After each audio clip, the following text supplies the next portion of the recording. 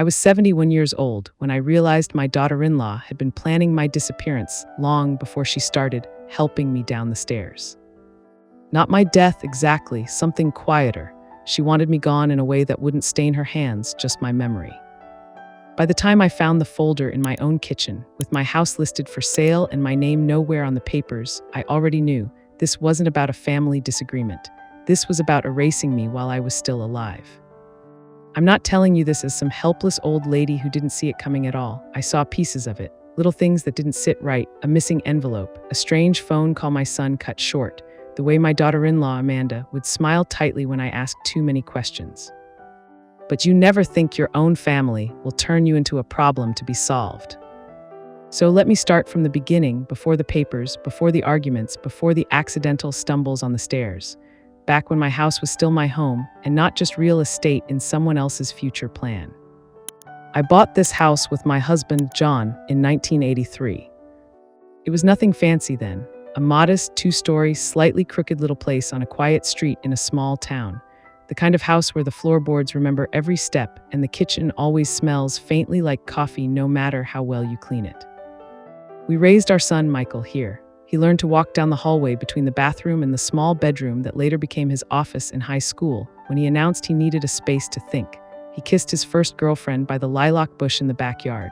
He stomped down those same stairs in a teenage fury more times than I can count. John used to joke that the house was our third family member. He died in that house too, in the downstairs bedroom, the one we moved into when the stairs became too much for him. It was a quiet passing, not like the dramatic scenes in movies. The hum of the oxygen machine, the faint buzz of the old fridge in the kitchen, the curtain quietly swaying because I'd forgotten to fully close the window. I held his hand until it went heavy. After the funeral, everyone kept telling me I should sell. "You don't need such a big place, Mom," Michael said. "It's a lot of work for you alone." Maybe they were right. The steps creaked louder, my back ached more, and some days the silence in the house felt like a thick blanket I couldn't pull off. But this house was where my life was hung up piece by piece. The pencil lines marking Michael's height in the doorway, the handmade shelf John built in the kitchen, slightly crooked but perfectly ours, the dent in the fridge where someone, no one ever admitted who, slammed it with a pot lid during an argument in 1994. "You don't just sell that." So I smiled, nodded, and then quietly decided, I'm staying, at least for now. Michael moved to the city, met Amanda, and married her within 2 years. She was a pretty woman, polished in that way that always made me feel like I should smooth down my sweater. Dark hair always pinned perfectly, nails done, clothes without a wrinkle in sight. She worked in something called real estate consulting, which I didn't fully understand, but it sounded important. At first, she was fine. Polite, polished, a little distant, but I told myself that was just her personality. Not everyone was warm and chatty. She'd bring nice wine to family dinners and ask me about my garden, then mostly listen with a practiced little smile tugging at the corner of her mouth. "She's just shy," Michael said when I mentioned it once. "She likes you, Mom. She's just not as open as you." I wanted to believe him, so I did. Time passed. They had a little girl, Emily, who became the bright, messy light of my older years. She'd run circles around the coffee table, leave sticky fingerprints on the windows, and fall asleep on the couch with one arm thrown over her head like a tiny, exhausted queen. They started visiting more often on weekends. At first, I was thrilled. The house felt alive again.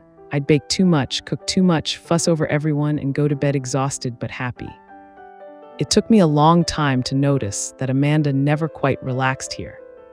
She'd watch Emily constantly, correcting her every move. "Don't touch that, it's dirty. Careful on the stairs, they're steep. Emily, leave Grandma's things alone, they're old." Old. That word, the way she said it, didn't just apply to the house.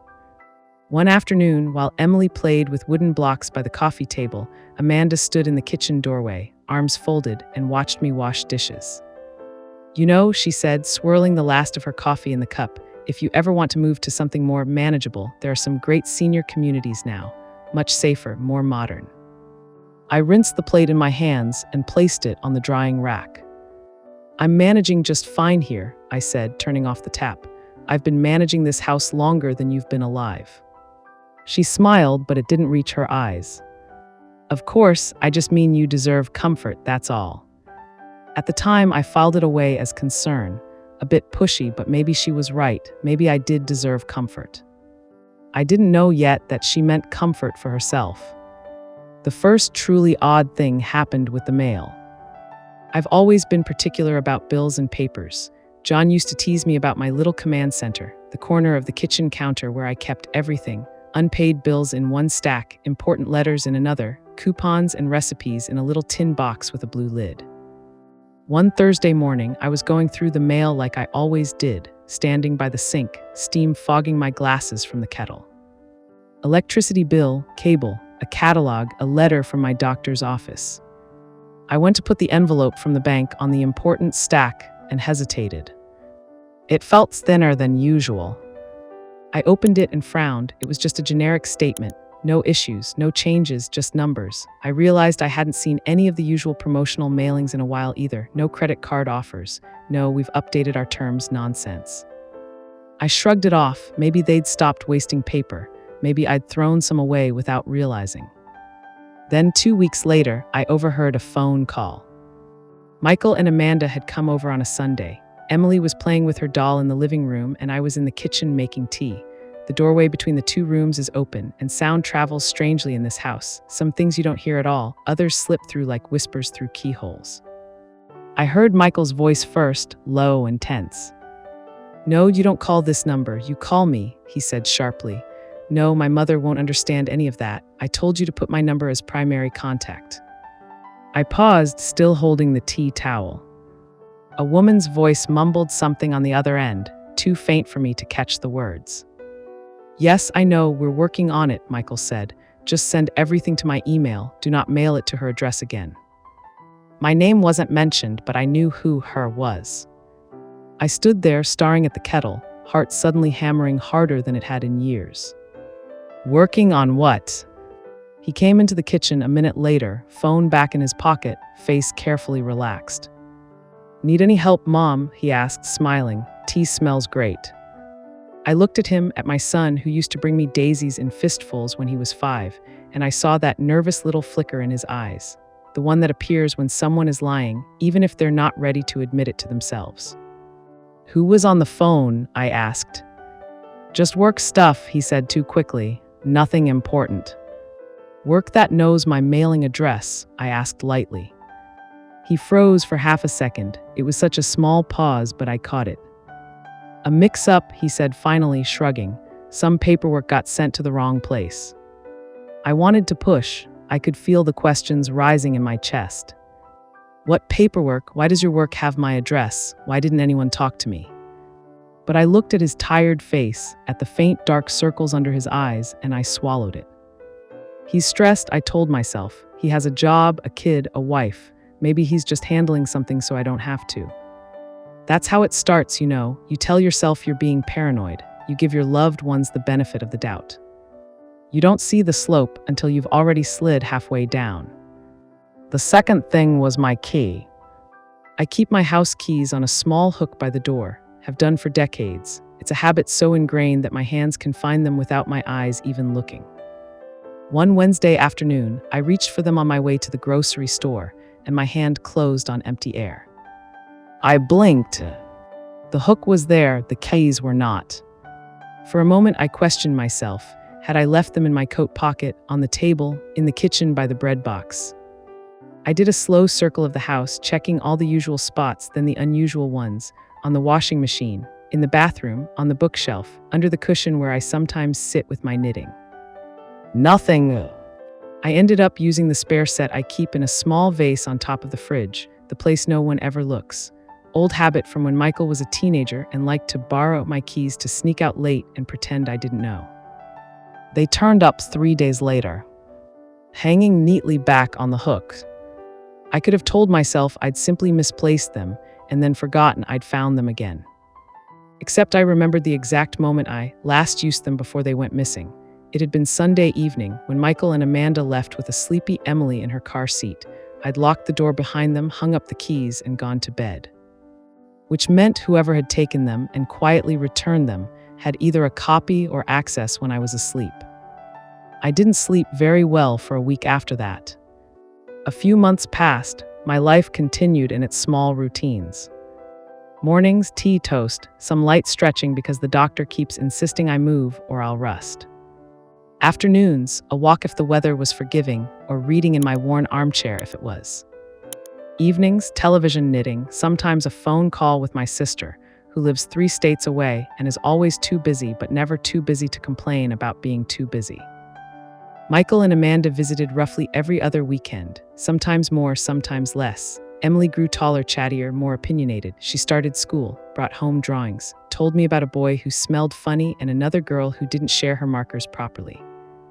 Amanda started to make little comments about the house more frequently. "This roof must be ancient," she'd say, looking up in the hallway. "God knows what it'll cost when it finally goes." "It's not safe for Emily to run on those stairs," she'd remark, gripping the railing. "They should really be redone, or better yet, you should be somewhere ground floor." "Have you thought about what happens if you fall when you're alone?" she asked one evening, her voice soft, almost kind. "We worry about you, you know." The thing is, falling was already one of my private fears. I'd caught myself gripping the banister a little tighter in recent years. I'd look at the top of the stairs and imagine my feet slipping, my body tumbling, my neck snapping. But the fear was mine when it was just in my head. In her mouth, it became a tool. I didn't realize that yet. Then came the accident. It was a rainy Tuesday, the kind of rain that doesn't fall in drops but in sheets, like the sky decided crying in moderation wasn't worth the effort. Amanda had brought Emily over after school because she missed Grandma and Michael is stuck in meetings. I made hot chocolate, the real kind with milk in a pot, not that powder in a packet. Emily watched cartoons in the living room. I was going down the stairs with a basket of laundry when my foot slipped. It happened in a blink. 1 second I was steady, the next the world tilted, and I felt the horrible, weightless lurch of my center of gravity moving where it shouldn't. My hand grabbed for the railing, and for a sickening fraction of a second, I felt nothing. Then wood, then pain. I ended up sitting hard on the 3rd step from the bottom, the laundry basket flung forward, socks and shirts scattered like flags of surrender on the hallway floor. My hips screamed, my wrist throbbed, but nothing felt broken, just bruised and shaken. Amanda came running. "Oh my God, are you okay?" she cried, eyes wide. She knelt beside me, hand on my shoulder. "I'm fine," I said through gritted teeth. "Just slipped." She helped me down the last few steps and onto a chair. While she collected the laundry with quick, neat movements, I rubbed my wrist and frowned. "The railing's loose," I muttered. She looked up. "What?" "The railing," I repeated, nodding toward the staircase. My hand slipped. It didn't catch properly. It feels different. Amanda put the basket aside and went to the stairs. She grabbed the railing and shook it. "It seems fine," she said. "Harder," I insisted. She gave it a more vigorous shake. This time there was a faint, unsettling creak. "Huh," she said, "maybe the screws are a bit loose. It's an old house, things shift." That night after they left, I took a closer look myself. The bracket near the middle of the staircase had a slight gap between it and the wall, tiny but visible. The screws holding it looked as if someone had taken a screwdriver to them, not enough to remove them, but enough to loosen. I stood there, fingers lightly resting on the wood, heart hammering. Old houses shift, I told myself. Then why have those screws been tight for almost 40 years? I could have called Michael right then. I could have said, "Has anyone been messing with my railing?" I could have screamed down the phone, "What are you doing to me?" Instead, I did something slower, quieter. I tightened them. The real break in the illusion came, fittingly, through a piece of paper. It was early autumn, the kind where the air smells faintly of wet leaves and wood smoke. Amanda had insisted, to help me organize my paperwork. "It'll be easier for everyone if things are clear," she said, sitting at my kitchen table with her laptop open, a pen clipped neatly to the corner of a notebook. "You know, just in case of emergencies. Medical stuff, financial stuff, we just want to make sure you're taken care of." The phrase, "just in case of emergencies," made something cold curl in my stomach, but I nodded. I've never been good with confrontations. I prefer small resistances, moving slowly when people want me to hurry, pretending not to hear things that don't deserve a response. We spread my folders across the table. Bills, insurance, tax returns, the deed to the house, which I kept in a battered manila envelope with house written on it in John's handwriting. Amanda picked up the envelope with a delicate sort of eagerness. Is this it? She asked. Yes, I replied, wiping my hands on a dish towel even though they weren't wet. She slid the paper out, glanced at it, then frowned slightly. You never added Michael to the deed, she asked. No, I said, the house is in my name. It will go to him when I'm gone. That's what the lawyer arranged when we did our wills after John died. She pursed her lips. That can cause complications, she said. Probate, taxes, it can get messy. It would be so much simpler if his name was already on it. That way, if something happens, he doesn't have to fight bureaucracy. If something happens, he can handle it, I replied calmly. I'm not dead yet, Amanda. She smiled, but there was a tightness at the edges. Of course, I just think about the future. It's my job. I didn't like the way she said job.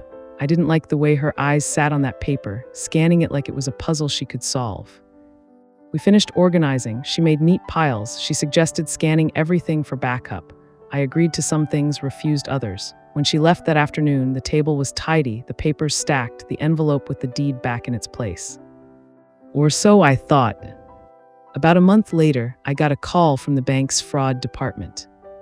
Mrs. Carson, a polite male voice said, "We're calling to verify some recent activity on your line of credit."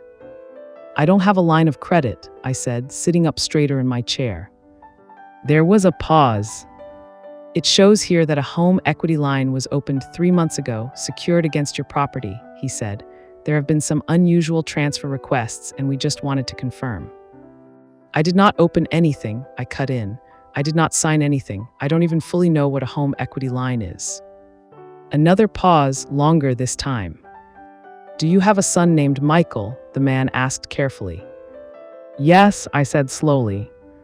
And a daughter-in-law, Amanda. Yes, I repeated, my voice a whisper now. He exhaled, the sound soft but loaded. I'm going to recommend you come into the branch in person, he said. Don't sign anything else, don't speak to anyone else about it until you've talked to us. Can you come in this week? My hand shook as I hung up. I went straight to the kitchen, to my command center. I pulled open the drawer where I kept the important envelopes. The deed envelope was there, but it felt thicker than before. I opened it. Inside, instead of just one document, there were two. The original deed, slightly yellowed at the edges. And a newer document with a lot of small print and a neat, clean header, Home Equity Line of Credit Agreement. My name was on it. So was Michael's. And there, near the bottom, was a signature that was supposed to be mine. It looked almost right, the swoop of the C, the tilt of the letters, but the pressure was wrong. The curve of the R didn't dip the way mine always does. Someone had practiced. My knees went weak and I sat down at the table heavily. The chair creaked under my weight.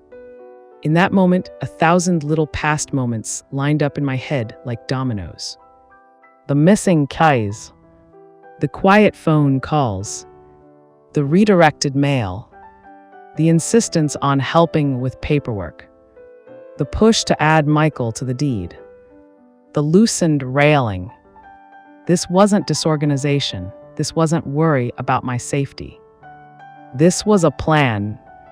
The branch manager was a woman maybe in her 40s, hair pulled tight at the back of her head, dark circles under her eyes that suggested she'd seen far too many variations of the same story. This isn't your signature, she said after comparing it to the one on my old records. Her tone wasn't surprised, just tired. No, I said quietly, it is not. They brought in ID, she continued, flipping through the notes. Your son and daughter-in-law, they said you were unwell, that you, given them permission to handle things. We have your son's power of attorney documents here. She turned the screen so I could see. There was a scanned copy of a document I did recognize. The power of attorney I'd signed years ago when I had my hip replacement surgery, just in case something happened while I was under. I'd given Michael the right to handle medical decisions and some financial matters temporarily. I revoked that, I said sharply. She blinked. Excuse me. I revoked it after my surgery, I repeated, anger giving me a strange, brittle clarity. My lawyer and I went over everything. The temporary power expired. It's not valid. She checked something on her computer, then frowned. We don't have that revocation on file, she said. but that could have been an internal error, or maybe it was never sent to us. It was like being stabbed with a dull knife. My lawyer, the one John and I had used for decades, the man who'd attended our anniversary party and given us a bottle of wine as a present. He'd retired the year before. His son, also a lawyer, had taken over the practice. I thought of the last time I'd been in that office. A young woman at the front desk, a new logo on the window. I'd signed a few documents, trusting their familiarity, the family name on the door. Had something gone wrong there, or had someone made sure it went wrong? "We can open a fraud investigation," the branch manager said slowly. "But I have to be honest with you, since your son is a co-signatory and had what appears to be authority at the time, this could get complicated, especially if he claims you consented verbally." "I did not consent," I said. My voice shook, but only a little. She nodded sympathetically. "I believe you," she said, and I think she did, but belief doesn't erase ink on paper. She went over the numbers with me. They hadn't taken everything, not yet. It was more preparation. A line opened, a small amount already withdrawn, test charges, she called them, enough to do damage if it continued, but not enough yet to cause an obvious explosion. "Do you want to confront them?" she asked at the end, folding her hands. "Or would you prefer we freeze everything first and let them find out through the bank?" I sat there for a moment, staring at my wrinkled hands in my lap. There is a kind of heartbreak that doesn't come with tears. It arrives as a silence so loud you can feel it pressing behind your eyes. "I need to think," I said. She nodded. "I'll put a temporary hold on further withdrawals," she said. "Very temporary. You need to speak with a lawyer as soon as possible, a different one ideally." On the way home, the world felt slightly out of focus. The traffic lights too bright, the voices on the radio too sharp. My son, my only child. My son had used my temporary trust to start cutting pieces out of my house. And Amanda, I could see her fingerprints all over this. The neatness, the gradual approach, the way she'd been slowly trying to separate me from my own decisions. By the time I pulled into the driveway, a strange calm had settled over me. I turned off the engine, sat in the quiet, and made a decision. I wasn't going to let them know I knew. Not yet. Sometimes age gives you one advantage: people underestimate you. They think slower means stupider, weaker means easier to manipulate. They mistake politeness for passivity. It's a mistake Amanda made several times. I called a new lawyer the next morning, a woman recommended by the bank manager. I liked her immediately. She didn't talk down to me, didn't talk in circles. She laid everything out like dishes on a table. "Can I prove they forged your signature?" she asked. "Probably yes. It will take time and some experts, but it's possible. Can I prove intent? That's trickier. We're dealing with family, with verbal conversations no one recorded." "What can we do?" I asked.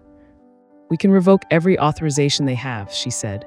"We can put the house in a trust with protections. We can ensure that nothing can be done without your direct, in-person consent. We can notify the bank formally, quietly for now, and we can plan what you want to do about your son." "My son," I repeated, the words tasting bitter. "Legally speaking," she said gently, "he's an adult co-signatory who has already used your assets without proper consent. Emotionally speaking, that's something only you can navigate." So I did something that might sound strange. I invited them for dinner. "Roast chicken and potatoes," I said on the phone, keeping my voice light. "Emily's favorite." "That sounds great, Mom," Michael replied, relief evident in his tone. "We'll be there around 5. To him, it must have felt like everything was normal. Maybe he'd convinced himself it was normal. Maybe in his head, he was just helping with my finances. Maybe he'd told himself a dozen justifications whispered into his ear by a very convincing wife. But I had something he didn't know I had now: information. The day before the dinner, I went to see my new lawyer again. I signed papers carefully, slowly, making sure every stroke of the pen was deliberate. We created a new will, a new trust. We revoked powers of attorney. We notified the bank in writing. We placed the house into a structure that made it legally impossible to sell or borrow against without my explicit consent and a medical confirmation of my capacity. "Are you sure about this clause?" she asked, tapping one line. "You understand what it means for your son's inheritance?" "Yes," I said. "He will still inherit the house when I die, but he can't touch it while I'm alive. and if he contests that, if he tries anything again, then it goes to charity instead. The lawyer looked at me for a long moment, then nodded. "You're a strong woman," she said. "No," I replied, "I'm just done being naive." The dinner was almost painfully normal. I roasted the chicken, I chopped the potatoes. I set the table with the faded floral plates John's mother had given us as a wedding present. The house smelled like thyme, butter, and garlic. Emily ran in first, as usual. "Grandma," she yelled, throwing her arms around my waist. "We had a fire drill at school today, and it was so loud, and I was the first one out the door, and Ms. Carter said I was very responsible." I listened to her stream of words like they were a lifeline. This little person, so full of life and honesty, existed somehow in the same universe as the people who were trying to quietly strip me of my home. Michael came in next, giving me a quick hug. He held on a fraction longer than usual. Maybe he felt something shifting under the surface, even if he didn't know what it was. Amanda followed, carrying a bottle of wine and a practiced smile. "Smells amazing, as always," she said, placing the bottle on the counter. We ate, we talked about things that didn't matter: Emily's school, the weather, a new restaurant in their neighborhood. Amanda complimented my cooking. Michael asked if I was feeling okay, if I'd gone to my last checkup. I watched them both closely, the way Amanda's eyes flicked occasionally toward the hallway where my little command center was, the way Michael's shoulders tensed when I mentioned the bank had called about some confusion with paperwork. I didn't elaborate, I just let the sentence hang there like a thread and watched them both not pick it up. After dessert, when Emily was in the living room building a fort out of couch cushions, I made tea. "Can we talk in the kitchen for a minute?" I asked, my tone light. Amanda and Michael exchanged a glance. "Sure," Michael said. We gathered around the small kitchen table. It was the same table we'd eaten at thousands of times. The same table where Michael had done his homework, where John had paid bills, where I'd cried quietly after my mother died. I set their teacups down and sat opposite them. "I went to the bank last week," I said. There it was, the first stone thrown. Michael's fingers tightened around his cup. Amanda's smile faded just a fraction. "Oh," he said, "everything okay?" "No," I said softly, "not really." I reached into the drawer and pulled out a copy of the home equity agreement. I placed it in the middle of the table. "Did you think I wouldn't notice?" I asked. For a split second, the room was absolutely silent. Then everything started moving at once. "Mom, it's not what you think," Michael said quickly, leaning forward. "We were going to talk to you, we just..." Amanda cut in, her tone smooth. "We were just trying to plan ahead," she said. "You know how complicated things can get with property. We didn't want you to worry." "You didn't want me to worry," I repeated, keeping my gaze on the paper. "So you decided to worry for me while using my house as collateral, without telling me." "It's still your house," Michael said, his voice rising. "Nothing has changed for you. We just leveraged some of the equity so we could." "Leverage," I said, tasting the word like something rotten. "Our rent has gone up," Amanda said. For the first time, I heard something like irritation crack in her polished tone. "We're trying to give Emily a good life, a good school, a future, we thought." "No," I interrupted quietly. They both stared at me. "No," Amanda repeated, as if she couldn't quite process the refusal. "No," I said again. "You thought I wouldn't understand what you were doing. You thought you could sign my name, use my house, and I'd just smile and make you chicken and pretend nothing was happening. You thought old means blind." Michael's face crumpled slightly. "Mom, please don't make this into something it's not," he said. "We're family, we'd never hurt you, we..." "You lied," I said, louder now than I'd intended. My voice shook, but I didn't care. "You lied to the bank. You used my previous power of attorney documents. You forged my signature. You loosened the screws on my railing." Their heads jerked up at that last part. "What?" Amanda said sharply. "That's ridiculous. How could you possibly?"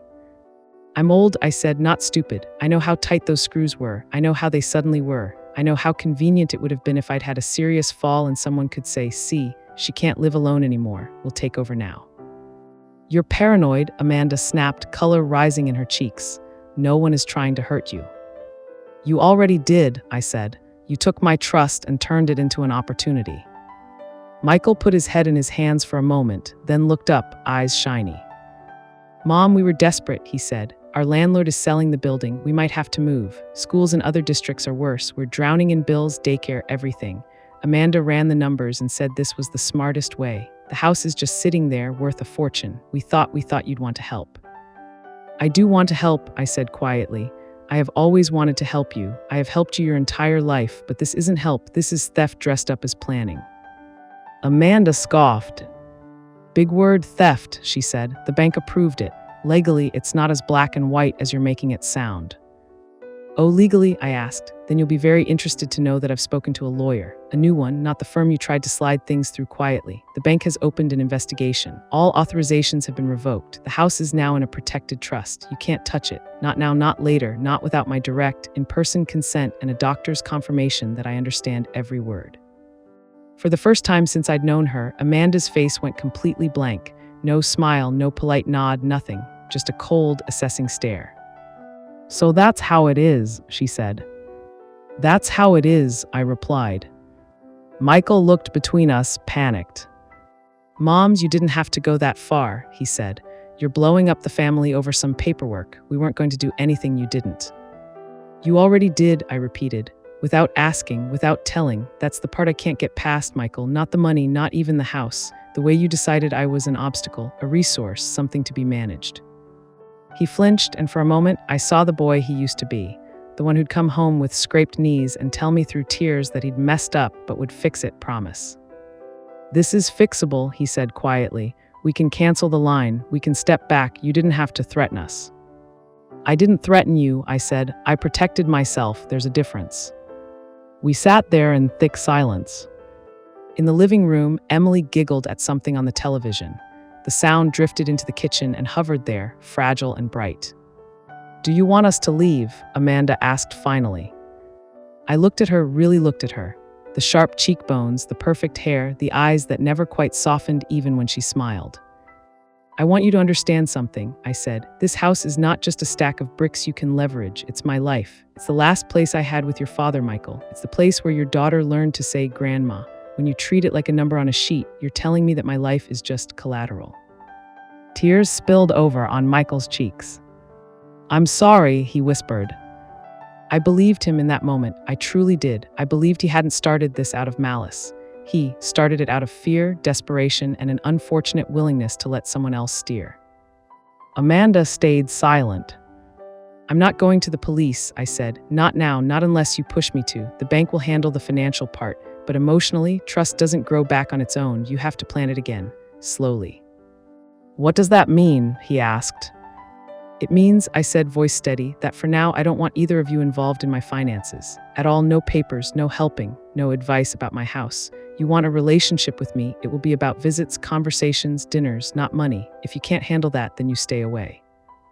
Michael nodded, wiping his face. I can do that, he said hoarsely. Amanda's jaw clenched. And what about Emily? She asked. I felt something crack in my chest. Emily is innocent, I said. I will never punish her for what her parents did, but I also won't be used as leverage with her. If you start playing games with my access to her, if you start dangling her in front of me to get what you want, then I will do whatever I have to do to protect myself, even if it breaks my heart. For the first time, Amanda seemed to falter, just a flicker. We're not monsters, she said quietly. I didn't respond. They left soon after. Emily hugged me tight at the door. Bye, Grandma, she said. Can I come next week and show you my new backpack? Yes, sweetheart, I said, forcing a smile. I'd like that very much. I watched them drive away, the taillights disappearing down the street. Then I went back inside my old, unsafe house, sat at my kitchen table and let myself cry. The next few months were strange. Michael called less frequently at first. I think he thought I needed space, or maybe he was just ashamed. Some calls were stiff, full of practical updates. Emily lost a tooth, we went to the zoo. Others were quieter, full of pauses where we both didn't know what to say. Amanda didn't come on every visit anymore. Sometimes it was just Michael and Emily. Sometimes when she did come, she stayed polite but distant, her eyes scanning the house less like a project and more like a place she'd been locked out of. The bank completed their investigation. The home equity line was canceled, the forgery noted in their records. Because we were family and I hadn't pushed for criminal charges, they handled it internally. Certain privileges were revoked. The file gained a few red flags. My lawyer finalized all the protections. Legally, she said at our last meeting, you're about as secure as someone in your position can be. Emotionally, I can't help you there. Emotionally, I was bruised, but not broken. I started small new rituals. I put fresh flowers on the table every Sunday, even if they were just cheap grocery store carnations. I moved John's old chair closer to the window so I could sit there and watch the street. I began writing down things in a notebook, not just bills and reminders, but feelings, memories. If someone ever tried to rewrite my life, I wanted proof of how it really happened, even if it only ever mattered to me. One evening, about 6 months after the confrontation, there was a knock on the door. Not the usual quick rap that Michael used, but a single, hesitant knock. When I opened it, Amanda was standing there alone. She looked tired, her makeup was minimal, her hair pulled back in a simple ponytail. She wore jeans and a sweater, not the usual sleek outfits. "Hi," she said. I blinked. "Hello," I replied, my voice cautious. "Can I come in?" she asked. A part of me wanted to say no, to protect myself, to slam the door on this chapter and move on. But another part, the part that had raised a son and loved a messy family and cooked countless dinners for people who didn't always deserve them, opened the door wider. We sat at the kitchen table. It felt smaller somehow, like the years had compressed around it. "I owe you an apology," she said finally, fingers tracing the rim of her mug. A real one, not the half-hearted thing I tried to give the last time. I watched her, saying nothing. "I grew up with nothing," she said. "I don't mean that in some dramatic, tragic way. We always had food, clothes, but we never had stability, always renting, always moving. I told myself I'd never be in that position as an adult. I told myself my kid would never have to change schools because some landlord decided to sell." She swallowed. "When I met Michael and found out his mom owned a house like this outright, no mortgage, I saw opportunity," she continued.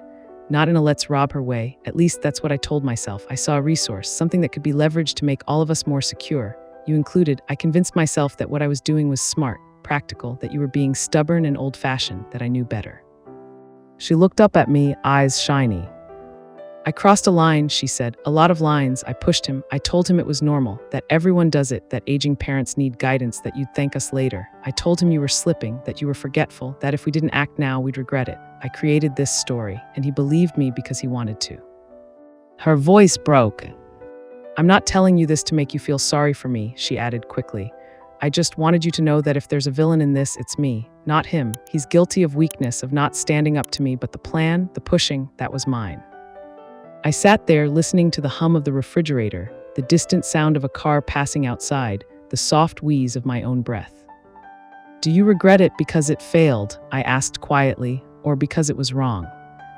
She flinched but held my gaze.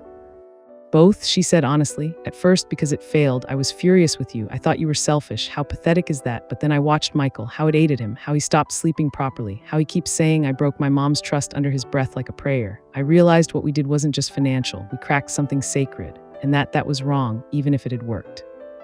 We sat in silence for a moment. "I went to therapy," she added, almost as an afterthought. "Just a few sessions. The therapist asked me, 'At what point did you stop seeing your mother-in-law as a person and start seeing her as a solution?' I didn't have an answer." "Maybe that is the answer," I said, "the fact that you don't know." She nodded. "I don't expect you to forgive me," she said. "I don't expect you to trust me again. Honestly, if you never want me in this house again, I understand. I just needed to say this, to your face, not for closure, for accountability." Another word that tasted strange but necessary. "Amanda," I said slowly, "do you know what hurt me the most?" She shook her head. "It wasn't the money," I said. "It wasn't even the house. It was realizing that in all your calculations, you never seemed to consider that I might still have years left, that I might still want to live in the home I built, that I might still be here. You planned like I was already half gone." Her eyes filled with tears. "I'm sorry," she whispered. I believed that she was, on some level, enough to undo what happened. Regret doesn't turn back time, but it's something. "I can't give you what you want," I said. "I can't pretend this never happened. I can't hand you my house as an apology for not dying on schedule, What I can do is consider the future in a way that doesn't erase me." She nodded, wiping her cheeks. "I would like Emily," I continued, "to remember family dinners in this house as warm, not filled with silent tension. I would like to be able to watch her grow without wondering if every hug from her mother comes with a hidden agenda. That's what I want." "I'll try," Amanda said. "I don't know if I'll be perfect at it, but I'll try." "Don't try to be perfect," I said. "Try to be honest." She let out a small, humorless laugh. "That's harder," she said. "I know," I replied. So here I am now, 71 years old, living in the same house I bought with my husband when my hair was still mostly brown and my knees didn't sound like bubble wrap when I climbed the stairs. My house is safe, legally anyway. Emotionally, it carries new ghosts. Michael visits more regularly now, sometimes alone, sometimes with Emily, sometimes with Amanda. There is still a crack in our bond, but cracks don't always mean collapse. Sometimes they just mean the light finds new ways in. We don't talk much about what happened, not directly, but it hovers there in the spaces between conversations. When Michael insists on paying for dinner when we go out, when Amanda sends me an article about senior scams with a note that says, "I read this and thought of you, watch out for people like this." A strange, sideways apology. Emily doesn't know any of this. To her, I'm just grandma in the cozy old house who makes the best potatoes and always has time to listen to long, winding stories about playground politics. Maybe one day when she's older, she'll learn that adults sometimes do ugly things out of fear, that love and selfishness can live in the same heart, that houses hold more than furniture, they hold choices. I haven't decided yet if I'll tell her myself. Maybe I will. Maybe I'll leave it in the notebook I've been writing in, tucked somewhere she might find it one day when I'm gone and the house is finally, truly hers to decide about. If you're wondering whether I forgave them, the answer is complicated. I forgave my son enough to keep seeing him, to keep loving him, to leave the door open for him when he wants to step through as a better man. I forgave him as the boy he was, even if I still flinch a little at the man he became that year. Amanda, I don't know if forgive is the right word. I understand her more now, her fear, her hunger for security, her willingness to turn people into solutions. Understanding doesn't excuse, it just makes the picture less flat. Do I still trust her? No, not fully, maybe never, but I trust that I know what she's capable of now. I trust that I've put protections in place. Sometimes trust isn't about other people at all. It's about trusting yourself not to ignore the signs again. If there's one thing I've learned from all this, it's this. When you get old, people start talking around you, over you, about you. They draw up plans with your name on them as if you're already a shadow. They tell themselves they're helping. Sometimes they are, sometimes they're not. You have to be louder than the story they write for you. Even if your voice shakes. Even if your hands tremble signing the papers. Even if it means looking your own child in the eye and saying, "No, not like this." I didn't think at my age that I'd have to fight to stay in the home I built with my own hands and heart. But I did, and I'm still here. The floorboards still remember my steps. The kitchen still smells like coffee. The railing on the stairs is tight as a drum. And if anyone tries to loosen the screws again, literally or metaphorically, they'll find out that little old ladies can hold on a lot tighter than they think.